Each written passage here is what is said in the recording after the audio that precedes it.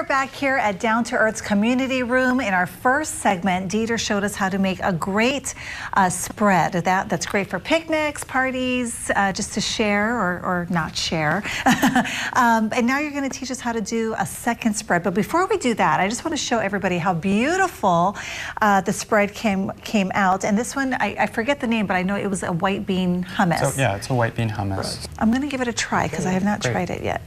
Let's see.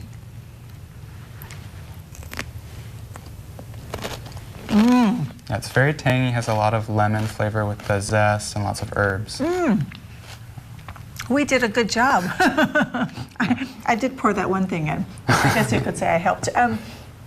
My guest would be totally impressed if I said I made that from scratch. But it's actually really easy, especially if you start with canned beans. It's really just a matter of blending everything in a food processor.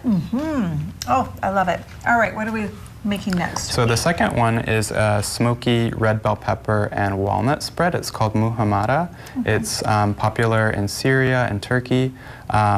Some people add breadcrumbs. You can it's pretty versatile. You can add different things to it, but the primary ingredients are smoked red bell pepper, and that sounds really complicated, but actually all you do is you take some red bell peppers and you put them on a baking sheet in your oven when it's on broil, so it's really hot on the top. It's like 500 degrees, Yeah, right? really hot, but just on the top of the oven. So you put it right up on the top shelf, and they're gonna blacken. How long do you keep it in for? It's about 30 to 40 minutes. You want to flip it. And so you're going to get this really blackened bell pepper. Some people would look at this and think, oh my gosh, it's totally burnt. You can't use it. It's ruined. It's going to be really bitter. But actually, this is just the skin that's burnt. What you do is you peel off some of the skin, and you see underneath it's, it's kind of dark, but actually all that bitter, charred flavor is gonna go away. You'll get a smoky, you're left with a smoky flavor. It smells good, and you can see how juicy it is, right? Yeah, and you're gonna get a lot of extra juices left over, and those are really great. Don't pour those out. So you're gonna get these. So broil for 30 to 40 minutes. Okay. So what you're gonna get is something like this with a lot of juices left. Okay, so once you peel off all that burnt layer, you end up with this. And this is 2 peppers worth. So do you want to add this to the food processor? Yeah. Yum. Now, can you use other, like green bell pepper? Yeah, you could.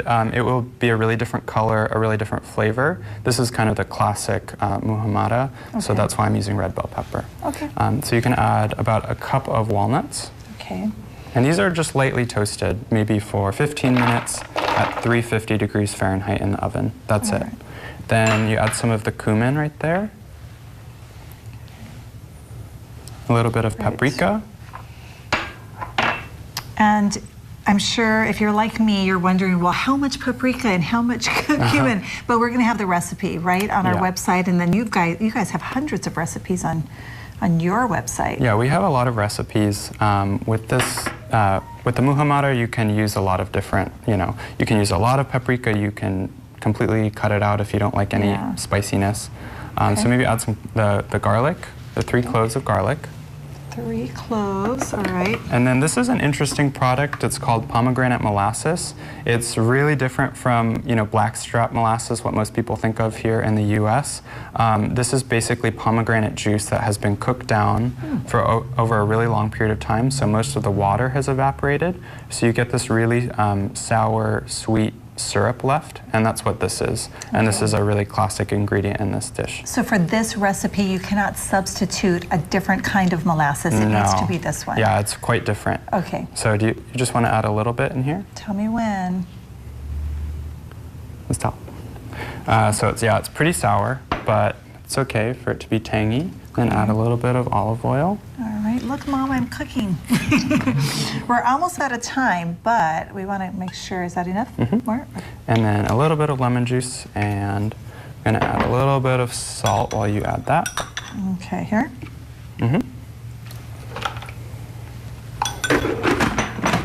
Gonna puree it. And through the magic of television, revision. We do have a finished one here. All right, let's see.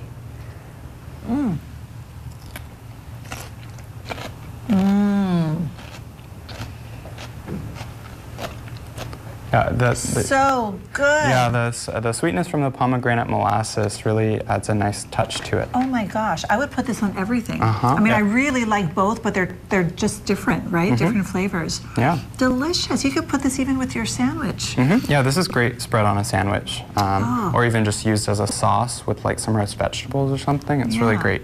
I can't double dip, so I'm just going to have to eat all of the vegetables and all of the crackers. But Dieter, thank you so much. Again, come on down to Down to Earth. You can pick up all of these ingredients. And for the recipe, we'll have it on our website, but also you guys have so many recipes on your website. It's a great resource for folks. So thank you so much.